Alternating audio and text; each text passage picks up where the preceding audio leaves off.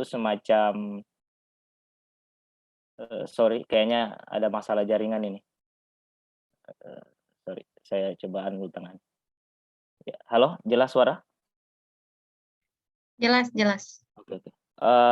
Saya tidak langsung menyelesaikan studi, saya fokus ke, menjadi enumerator waktu itu, kurang lebih barangkali 2 tahun sebelum bencana menimpa Sulawesi Tengah waktu itu. Eee, saya menganggap bahwa pekerjaan saya di enumerator punya kaitan erat di, pekerjaan yang saya alami sekarang gitu. Enumerator itu semacam apa, bisa dibilang penghimpun data di lapangan. Jadi dia semacam orang-orang yang dikontrak secara jangka pendek, dan harus siap, dan wajib siap ditempatkan di wilayah mana saja, sesuai dengan perintah yang diberikan oleh lembaga waktu itu. Tapi untuk wilayah kerja saya itu masih hanya konteks Sulawesi Tengah. Bisa dibilang kayaknya semua kabupaten Sulawesi Tengah untuk desa-desa tertentu, itu saya sudah datangi juga waktu pengalaman jadi surveyor. Perlu saya, garis bawahi akhirnya, surveyor ini memang erat kaitannya dengan lembaga swadaya masyarakat karena kan pekerjaannya itu meskipun dikategorikan pekerjaan sosial, tapi mengandalkan riset yang amat mendalam terhadap implementasinya. Kemudian, pada saat bencana waktu itu betul-betul tidak ada job sama sekali, itu ya semua orang Palu mengertilah kondisi waktu itu, bagaimana tragisnya, apalagi waktu itu kita juga, apa ya, di kampus cukup lama dan terkatung-katung tidak jelas mau mau apa waktu itu. Kemudian akhirnya, gabung pertama itu di IOM. IOM itu apa, saya lupa kepanjangannya, yang sempat dibacakan Sofia tadi. Itu organisasi internasional, itu kita gabung di tim risetnya dia selama beberapa minggu, pindah-pindah mulai dari IOM, Walhi, kemudian persinggahan terakhir itu yang cukup lama adalah IRCB. IRCB ini adalah LSM yang, apa ya, konsen di emergency response. Jadi semacam Semeru sekarang kan sedang, meledak-ledak apa, bukan meledak, erupsi sekarang dan, biasanya kalau, dalam tanggap darurat itu di istilah lain disebut sebagai emergency response, IRCB ini adalah lembaga yang saya kenal konsen terhadap hal tersebut. Nah, di RCB ini kan dia adalah semacam lembaga konsorsium di Indonesia dan ada satu lembaga di dalamnya yang bernama Yayasan Pusaka Indonesia, kantor pusatnya itu di Sumatera Utara di Medan dan akhirnya saya dipanggil di situ 2019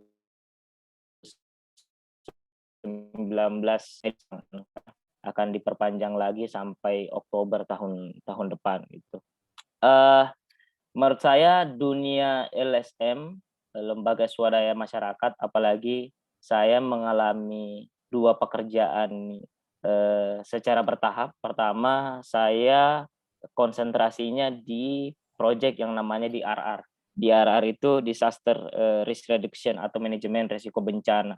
Di program yang kedua seperti yang disebutkan Sofia tadi, itu saya gabung di program livelihood. Livelihood ini, dia semacam program yang konsen, terhadap, eee, apa ya, semacam pemulihan mata pencarian, yang konsennya sebenarnya adalah di bidang ekonomi masyarakat. Jadi sangat berbeda, sangat kontras sebelumnya saya bekerja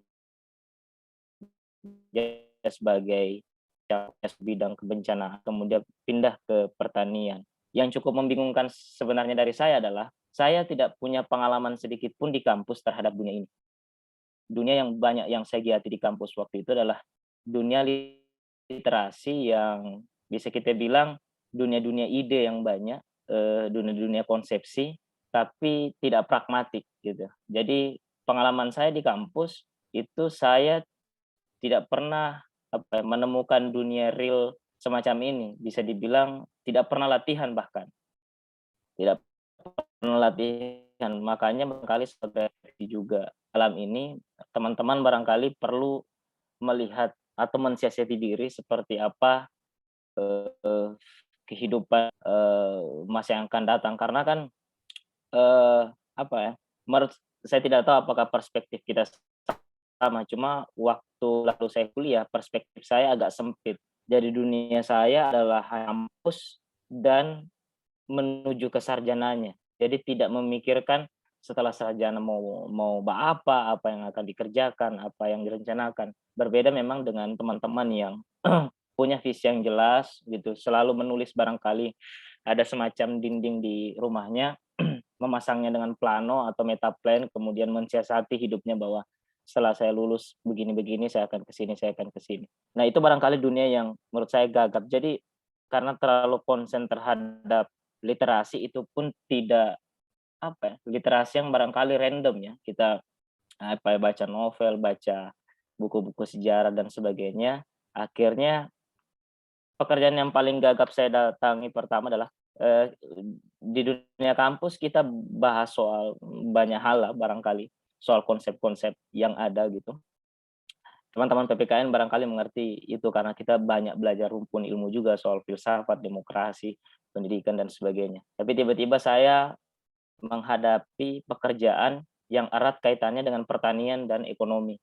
Jadi saya harus, menghitung, berapa nilai N dalam sebuah pupuk gitu, nilai P gitu. Kalau ada mahasiswa pertanian di sini mungkin bisa, apa, mengimajinasikan gitu, bagaimana saya yang, kuliah di, apa namanya, di kuliah di PPKN PPKN waktu itu, kemudian banyak menghabiskan waktu literasi yang spesifik di sastra, kemudian bekerja sebagai, apa namanya, ya pekerja sosial lah yang lebih real, yang lebih semacam menghitung pupuk, bagaimana mengkalkulasi nilai panen, itu sebetulnya adalah dunia yang betul-betul saya tidak pernah bayangkan akan bertemu dengan situasi seperti ini. Nah, tapi ada hal yang penting barangkali yang terhubung dengan premisnya Pia atau Ibu Sofia malam ini, yaitu soal, toleransi. Mungkin secara tidak sadar karena saya lahir di bukan lahir sebetulnya, tapi hidup di banyak keadaan yang serba multikultur. Jadi bapak saya Bugis, kemudian mama saya Kaili, kemudian saya lahir di Kalimantan, besar di selatan, pindah SMP kemudian ke Kalimantan, SMA dan kuliah sampai sekarang itu tinggal di sini. Nah, bagi saya sendiri, ada hal barangkali yang membentuk, karakter semacam itu dan itu juga punya efek baik terhadap pekerjaan saya sekarang sebagai pekerja sosial yang semuanya serba dinamis. Pekerjaan saya, agak berbeda dengan bagaimana orang mengkalkulasi atau menghitung berapa ratus kardus, apa namanya, berapa ratus kardus handbody dalam gudang, eee kemudian ada berapa ton beras dalam karung. Pekerjaan saya yang paling rumit itu adalah dinamisnya karena kita berhadapan dengan masyarakat gitu. Berhadapan dengan masyarakat yang semua serba fleksibel, banyak hal yang harus kadang-kadang kita dituntut pekerjaan secara timeline, tapi dinamika masyarakat itu berbeda. Kadang-kadang di atas meja kita hitung bahwa, kita bisa menggolkan perencanaan dengan menampung ide masyarakat dengan kalkulasi waktu sebulan. Tapi pada perjalanannya itu bisa molor sampai 2 bulan. Nah, menurut saya toleransi dalam perspektif terbuka terhadap keadaan, maksudnya saya mau perlebar saja isunya ini.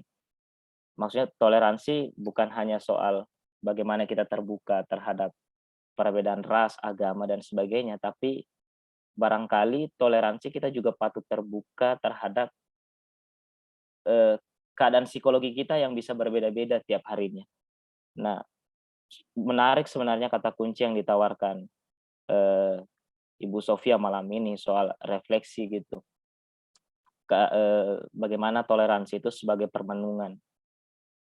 Waktu dihubungi Ibu Sofia, dan yang juga saya percaya sampai pada hari ini bahwa konteks toleransi, secara eee, intelektual barangkali orang teman-teman yang sedang belajar sekarang, kemudian, di masa yang akan datang akan menempuh dunia yang lebih spesifik yang di mana adalah dunia kerja, itu, perlu barangkali mempersiapkan sikap-sikap terbuka seperti tadi.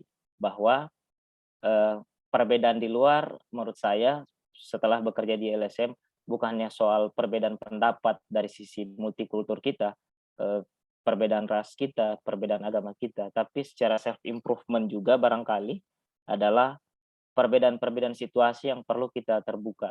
Bukan dalam artian pasrah ya, tapi lebih melihat bahwa ada konteks-konteks di kehidupan real nanti pasca lulus yang dalam waktu tertentu maksudnya dalam waktu yang panjang itu tidak sulit diubah, gitu ya. Misalkan begini contoh lah, secara pribadi, teman-teman bisa mensimulasikan bagaimana, akses-akses pekerjaan di masa yang akan datang cukup pelik. Nah, kalau kita tidak siap terbuka dengan hal itu, maka, apa ya, semangat kita yang bisa digerogoti ke depannya. Jadi menurut saya kalau ada yang bisa kawin dengan topik kita malam ini yang terkait toleransi, adalah saya memaknainya di pekerjaan saya adalah sifat terbuka akan keadaan. Karena di pekerjaan saya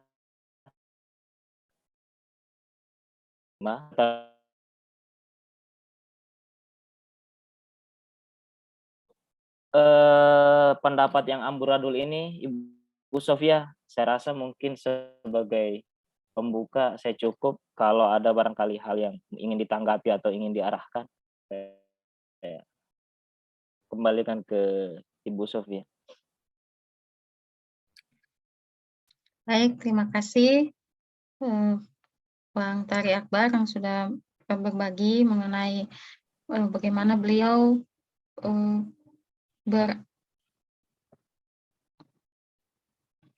berada di dalam pekerjaan yang berkaitan atau berinteraksi dengan masyarakat. Nah, saya ingin bertanya beberapa hal. Pertama, saya sempat melihat bagaimana kehidupan masyarakat di beberapa tempat yang pasca bencana itu, yang saya pahami atau yang saya tahu, Bang Tari Akbar ini ikut membantu.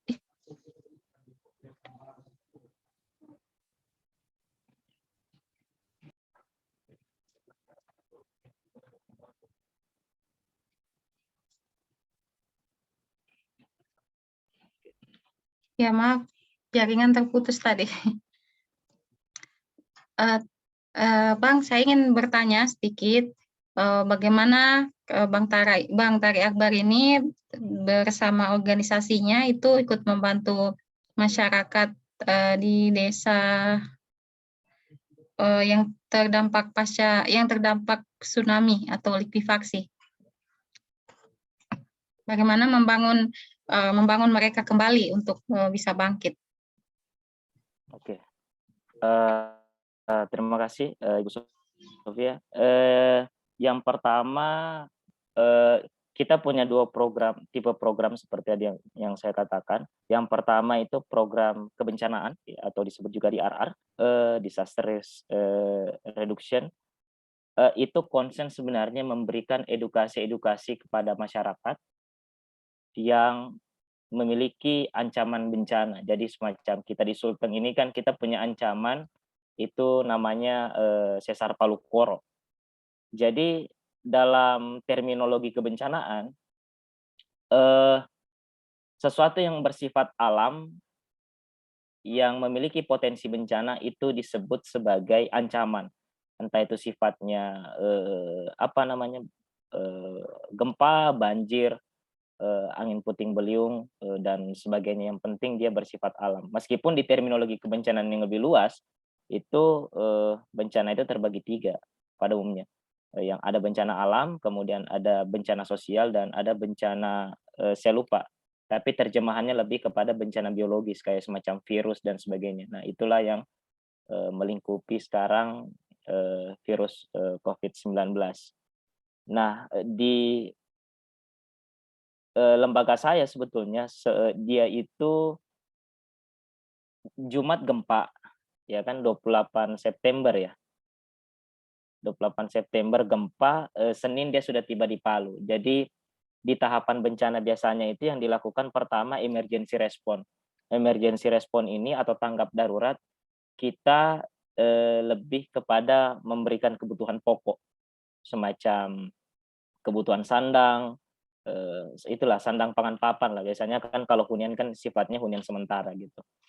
Tapi kalau lembaga saya itu lebih konsen ke pemenuhan kebutuhan pokok, makanan ataupun sumber-sumber sekunder lainnya semacam, apa namanya, obat-obatan, pakaian dan sebagainya. Nah, di fase kedua setelah bencana itu kan ada namanya rehab rekon. Nah, di rehab rekon ini tahun pertama ya yang juga tahun setelah bencana itu di tahun 2019 ada 2 tipe program yang dijalankan oleh lembaga.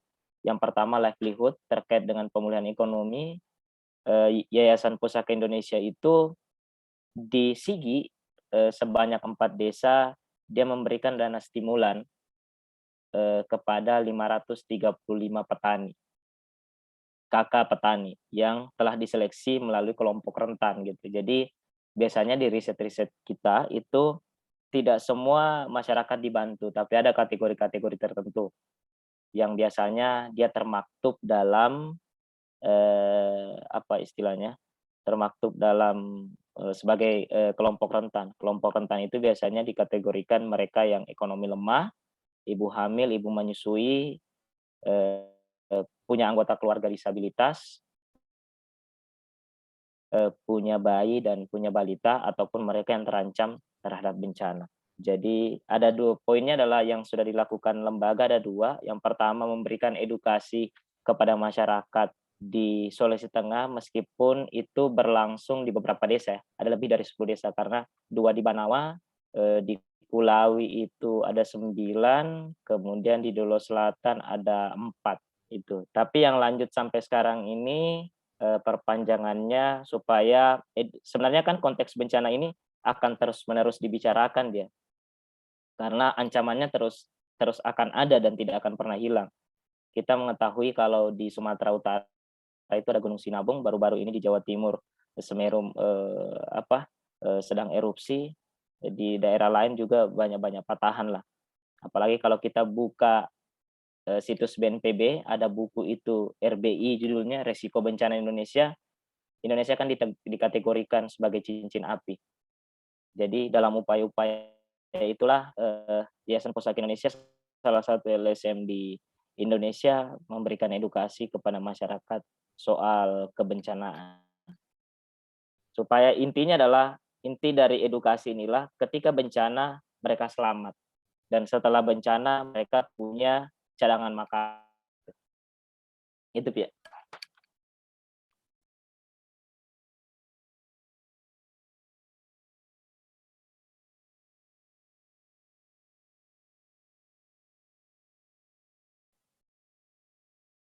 Halo, Pia, sepertinya suaramu tidak terdengar lagi.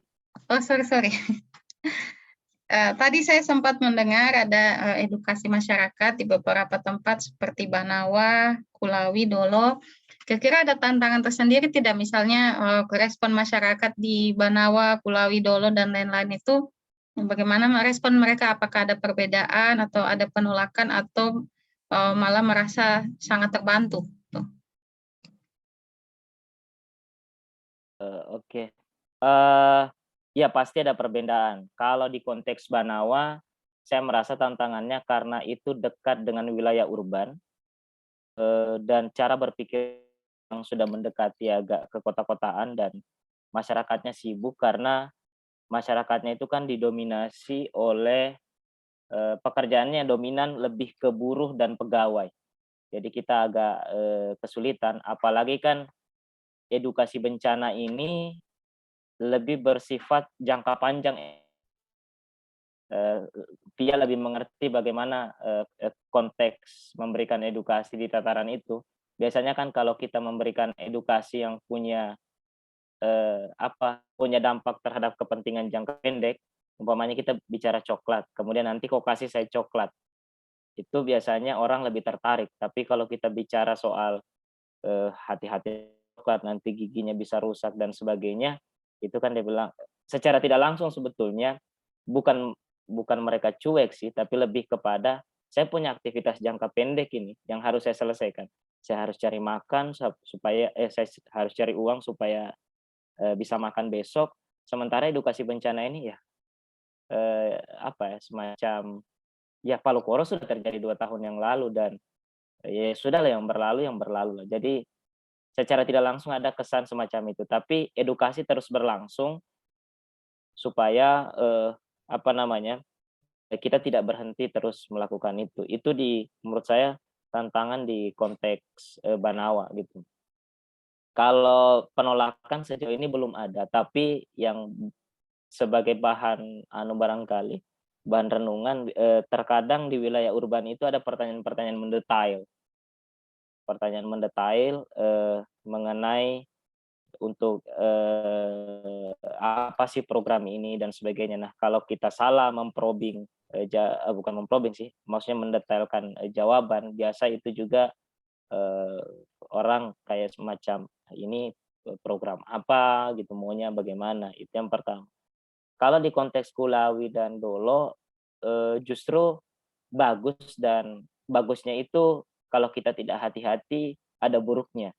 Maksudnya karena penerimaan mereka sangat bagus ke kita, jadi dalam tanda petik kita semacam jadi tokoh begitu.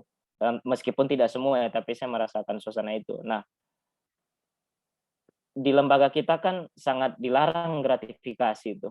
Maksudnya kita berhadap dengan penyintas ini, kadang-kadang kan di aspek, eee, mereka terima kita dengan maksimal, ya kita punya jatah makan siang begitu dari kantor, tapi kita memanfaatkan, eee, apa ya, kalau kita tidak hati-hati maka kita akan,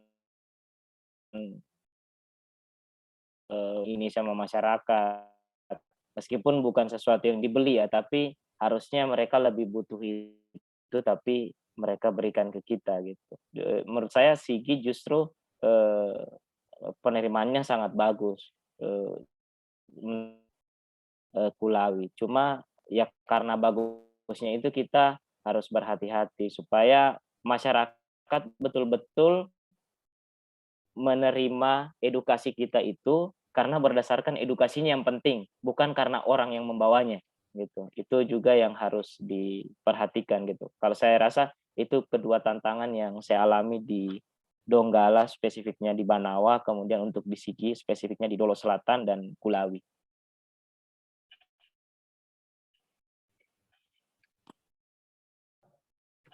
Baik, terima kasih. Apakah ada dari adik-adik mahasiswa ingin bertanya atau dan lain-lain, dipersilakan.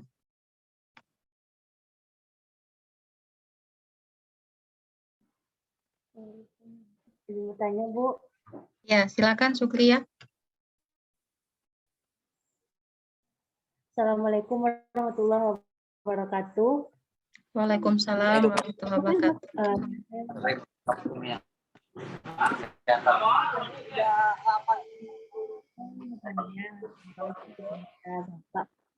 Bapak materi, misalnya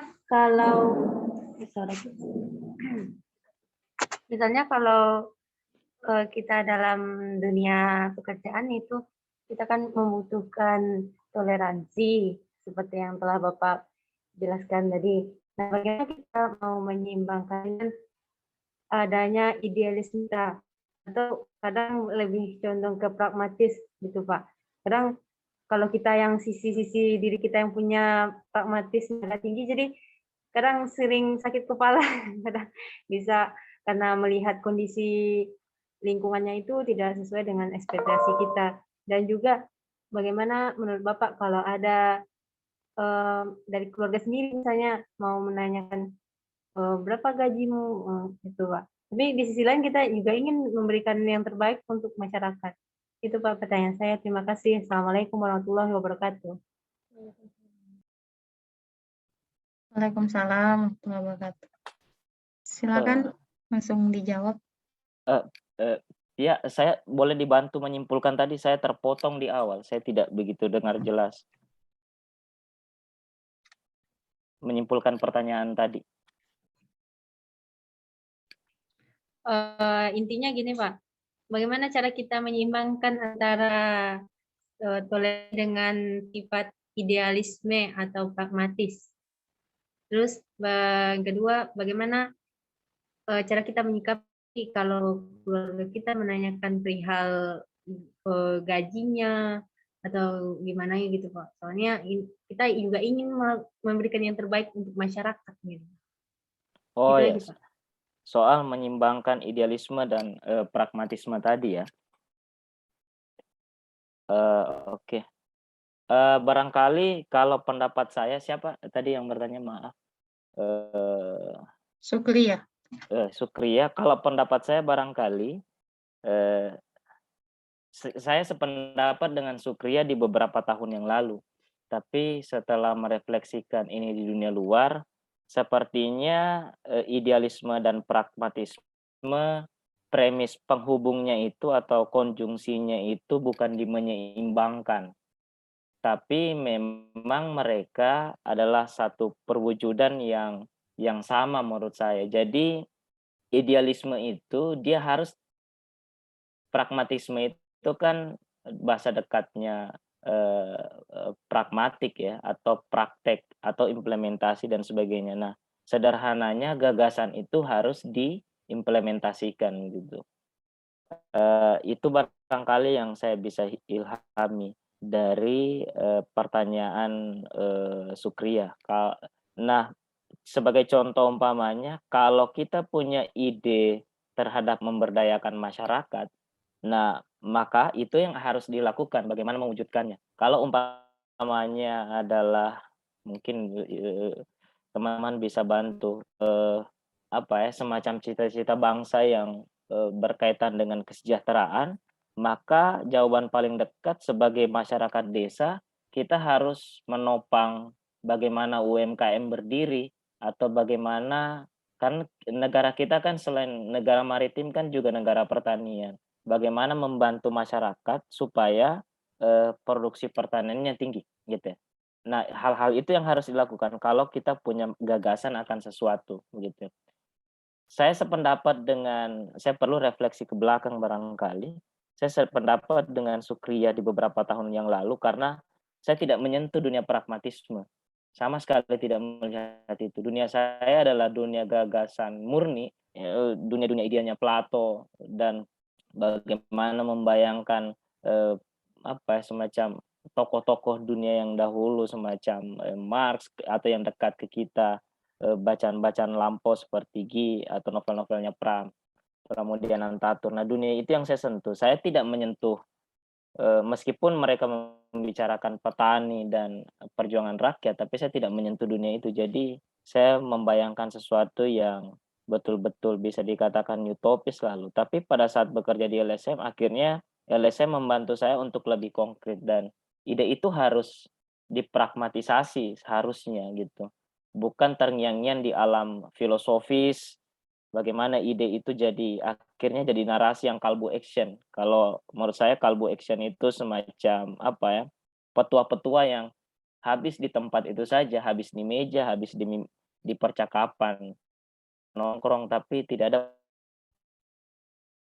Tapi ketika, eee, saya sepakat dengan pertanyaan keduanya, siapa tadi, Sukriya, idealisme ini karena dia mementingkan kebutuhan publik sebetulnya dibandingkan kepentingan sendiri, maka memang ada sasaran terhadap pertanyaan-pertanyaan yang tadi. Orang akan bertanya, eee, "Apa benefitnya secara langsung ke kau yang kau kerjakan?"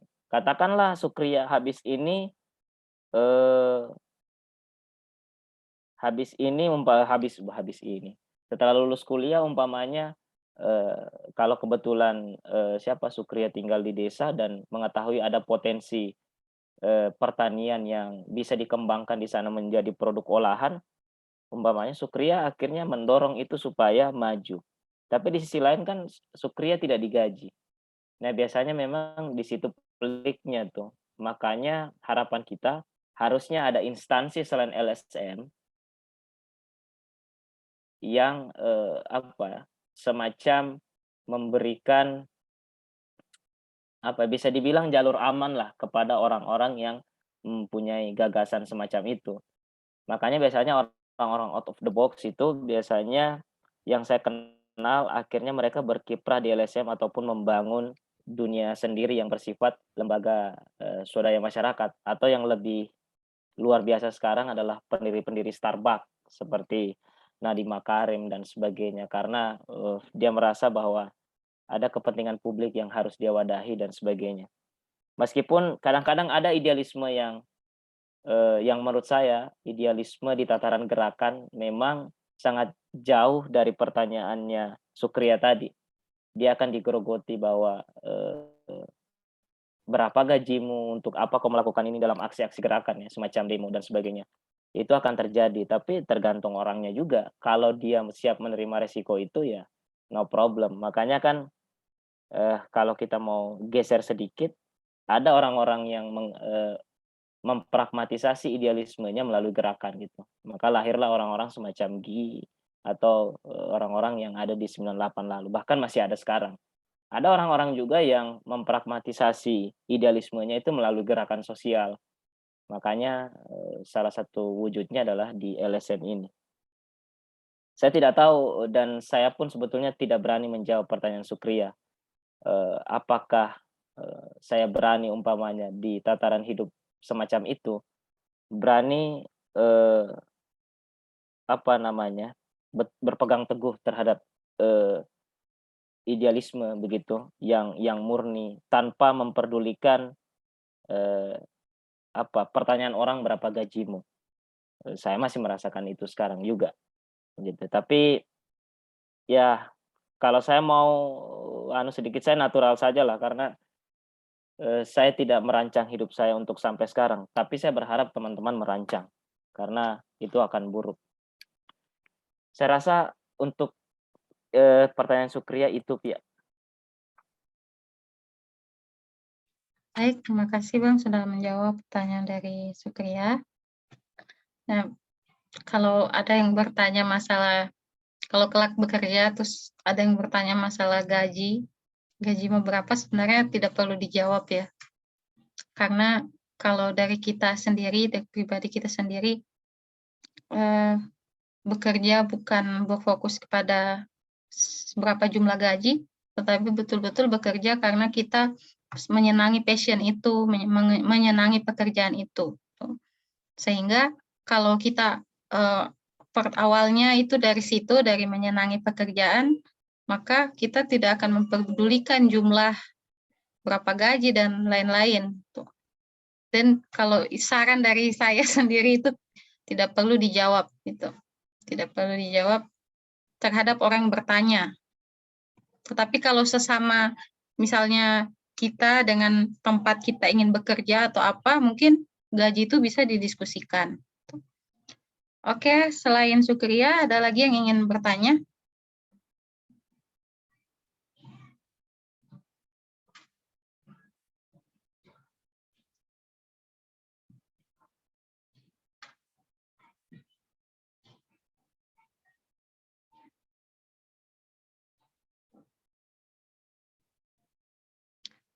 Kalau tidak ada, saya izin bertanya sedikit.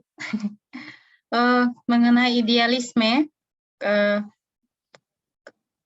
misalnya kita dalam satu kelompok atau dalam satu organisasi, tentu banyak kepala di dalamnya.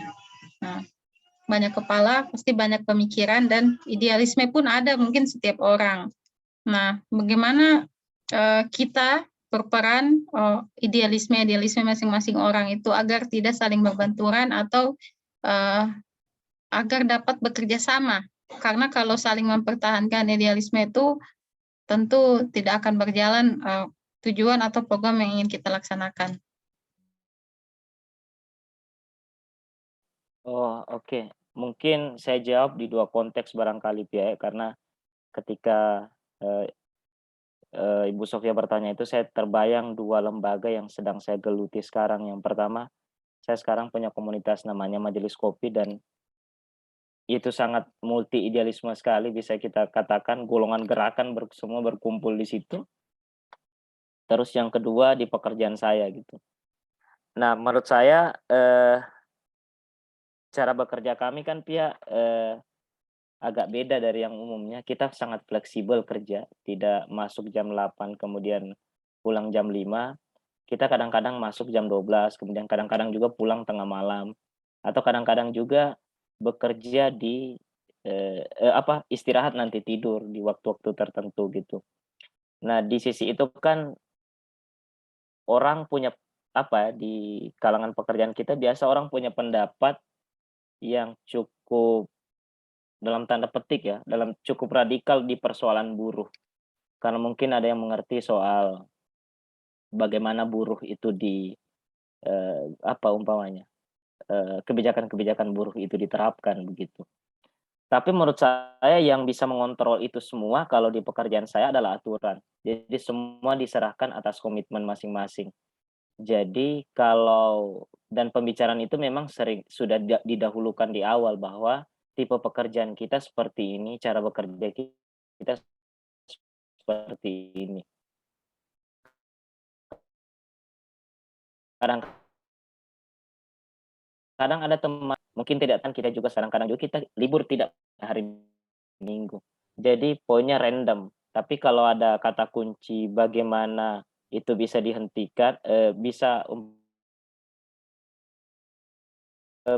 lebih kepada aturan itu yang ditegakkan di konteks pekerjaan saya. Jadi dikembalikan ke orangnya, kalau kau mau terima dengan benefit ini, dengan cara bekerja seperti ini, oke lanjut, kalau tidak, bisa mengundurkan diri. Itu di konteks pekerjaan. Kata kuncinya sih, aturan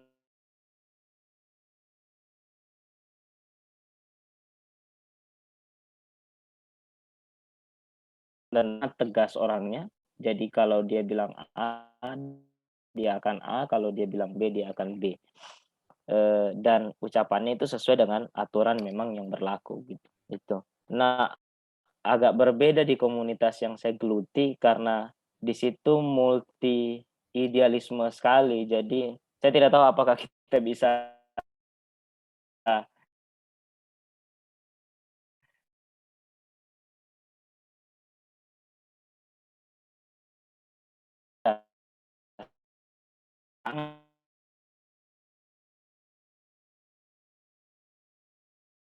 apa ya, ada kejadian alami sampai membuat komunitas ini masih bertahan bisa dikatakan, eee, mungkin 5 6 tahunan lah, meskipun dia menjadi sifatnya informal 3 tahun terakhir, begitu. Dan masih konsen sih di dunia literasi yang terkait dengan kampus, meskipun kita tidak menyentuh terlalu dalam. Poinnya karena kejadian alami itu meskipun berbeda pendapat, bahkan perdebatan itu bisa satu malam tidak berhenti di aspek ekonomi, politik, dan, sebagainya gitu, di soal sejarah tidak selesai. Tapi karena kebiasaan barangkali, karena, komunitas ini kan bukan komunitas yang, komunitas yang menghimpun anggota setiap tahunnya, eee, melakukan kegiatan tertentu yang secara rutin. Komunitas ini lebih kepada media diskusi sih lebih tepatnya. Media diskusi karena dia lahir atas semangat berkumpul yang terjadi di kampus sampai bagaimana itu di luar kampus. Akhirnya dari perbedaan itu tidak ada yang sampai baper dan sebagainya, tidak ada yang sampai musuhan juga, tidak ada yang keluar, meskipun di tataran radikal mereka sangat berbeda. Ada yang berpatokan bagaimana, negara ini harus diatur oleh agama, ada yang berpendapat bagaimana negara ini harus mengacu kepada, kesetaraan ekonomi, ada yang juga yang nasionalis dan sebagainya. Kata kuncinya adalah di poin terakhir perdebatan itu, di dalam hati mereka meskipun tidak diungkapkan, semua orang punya pendapat. Karena memang di, komunitas saya itu mengharamkan kalimat semua orang punya pendapat itu diungkapkan. Karena menurut kawan-kawan yang disepakati sejauh ini, kalimat itu sangat absolut. Jadi percuma dikeluarkan dan akan berhenti diskusi. Kalau tiba-tiba kita diskusi, kemudian, banyak argumen yang masih ingin dikeluarkan, tiba-tiba ada yang mengeluarkan pendapat, semua orang punya, argumen gitu. Tapi kebenaran itu disimpan di dalam hati mereka. Jadi kadang-kadang pembicaraan itu masih tidak berujung, belum ada benang merah yang ditemukan. Termasuk yang jadi perbincangan hari ini dan saya juga tidak tahu bagaimana perkembangannya soal RUU PKS itu di grup komunitas masih jadi perdebatan terus, chat-chat masih masuk. Tapi saya adalah orang yang digolongkan tidak punya warna di situ. Jadi apa ya, disebut sebagai orang yang terlalu kompromi, terlalu banyak menghaluskan kata-kata, tidak to the point bicara, gitu. Saya mengalami banyak kritikan, tapi itu tidak jadi masalah karena tadi di persoalan privat tadi itu, saya menganggap bahwa untuk menghentikan pertengkaran, mencegah pertengkaran terjadi, ada pemakluman terhadap itu, pemakluman atau garis miring toleransi terhadap, eee, pemahaman bahwa setiap orang punya pendapat. Meskipun di komunitas saya itu mengilhami, kata-kata itu sebaiknya disimpan di dalam hati, jangan dikeluarkan. Saya rasa itu cukup ya untuk Ya baik, terima kasih Bang atas penjelasannya. Sering terjadi kayaknya mungkin bahkan di lingkup kelompok terkecil saja. Mungkin di antara adik-adik juga seperti itu ya, dalam kelompok kegiatan modul Nusantara ini. Nah, kadang saya kutip tadi pernyataannya, kadang kita harus menyimpan saja apa yang ingin kita sampaikan untuk kebaikan bersama. Tapi kadang itu yang justru dengan menyimpan itu yang itu akan berkecamuk terus di pikiran kita ya. Oke, apakah masih ada yang ingin bertanya? Kita masih punya 5 menit waktu, jam 9 kita tutup. Ibu, saya Iya, jam 9. Ya, silakan, Indana. Assalamualaikum. Sebelumnya buat Bang tadi, saya mau bertanya mengenai kegiatan pengumpulan data yang Abang lakukan, itu hanya sekedar untuk yang terdampak bencana atau ada hal lain seperti mungkin melihat di suatu desa masih ada anak yang kurang bisa membaca atau seperti kurangnya fasilitas di sebuah desa ini gitu, seperti itu, atau hanya fokus kepada masyarakat yang terdampak bencana saja. Nah, terus yang kedua saya mau bertanya pendapatnya mengenai karena kan tadi basicnya Bang Tadi Akbar ini adalah SPDP nih, yang mana orang-orang bakal berpikir prospek kerjanya itu dalam dunia pendidikan gitu. Arti kata pendidikan itu dalam sebuah gedung, misalnya kayak sekolah gitu atau perkuliahan kayak gitu. Sedangkan di sini posisinya Bang Tadi Akbar tidak dalam instansi pendidikan gitu. Jadi kan banyak ya orang-orang yang akan jadinya, maaf Bu, jadi kan seakan mereka akan berpendapat untuk apa kuliah yang akhirnya prospek kerjanya jauh dari mata kuliahnya gitu Bang. Jadi Abang setuju nggak? Jadi Abang setuju nggak gini, misalnya orang mengatakan jadi percuma kamu kuliah tapi kamu nggak berada dalam instansi kuliahmu gitu. Terima kasih. langsung dijawab ya. Iya, silakan. Oke, yang pertama soal pengumpulan data ya, bencana. Apakah datanya hanya dikumpulkan di konteks bencana atau, ada data-data tertentu yang di-riset? Dalam terminologi kebencanaan, saya melihat seolah-olah bencana ini ingin mengkaji semua, seolah-olah ya yang saya alami. Karena kan saya, terlibat, di beberapa penyusunan program juga. Ini saja intermezzo untuk kawan-kawan, barangkali ada yang nanti akan yang memasuki dunia LSM yang kalau biasanya teman-teman di dunia LSM pasti ketemu di dunia kebencanaan juga. Salah satu muatan riset di kebencanaan itu kan ada teori namanya pentagon. Pentagon ini pengkajian 5 aset. Salah satu aset yang di riset itu adalah fasilitas. Jadi ada fasilitas, kemudian ada ekonomi, ada manusia, ada alam lingkungan, dan ada sosial politik yang diriset. Risetnya itu biasa premisnya 2 yang coba dilihat secara umum.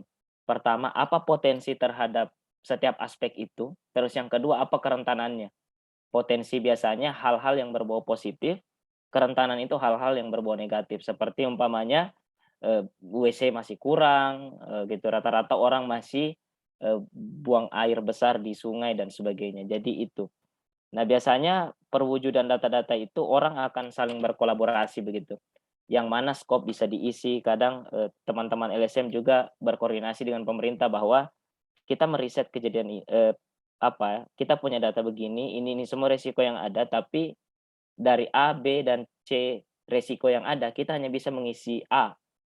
Mungkin nanti B dan C itu bisa jadi PR bersama begitu untuk diselesaikan. Jadi begitu konteks pengumpulan data terkait bencana yang saya alami. Kalau yang kedua tadi bagaimana orang yang saya ingat ya, kalau saya keliru menyimpulkan pertanyaan boleh barangkali diberikan masukannya. Itu bagaimana orang yang akhirnya bertanya terhadap kok kuliahnya ini, kerjanya ini, gitu ya. Argumen ini bukan baru sebenarnya. Kalau teman-teman rajin membaca, bukan rajin, pernah membaca Mojok ataupun Tirto itu, Mojok, Tirto ID itu mojok.co ya, dan Tirto ID itu adalah barangkali ya, media online yang saya gemari. Pertanyaan ini kan jadi guyonan klasik yang sempat dituangkan, kok ada sarjana filsafat yang beternak lele. Jadi digoyonkan itu, dia bilang mengkaji filsuf-filsuf Yunani, Renaissance, kemudian filsafat modern dan postmodern, tapi kok akhirnya bekerja sebagai peternak lele. Nah, itu yang memang jadi masalah. Tapi menurut saya Sofia barangkali bisa membagikan pengalaman dia karena jarang barangkali ada orang-orang yang bisa seperti Ibu Sofia. Ini kalau dalam bahasa Palu bukan tende ini. Bukan tende karena saya di beberapa kali pembicaraan selalu membicarakan bahwa saya tidak tahu pendidikan kita seolah-olah gamang, apakah kita dicetak menjadi cendekiawan ataukah kita dicetak menjadi angkatan kerja.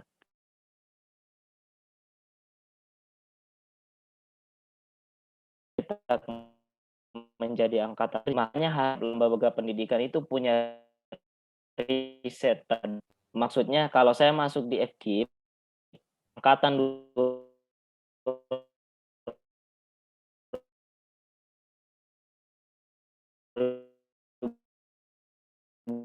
2012 dengan error dekat mahasiswa itu sebesar 10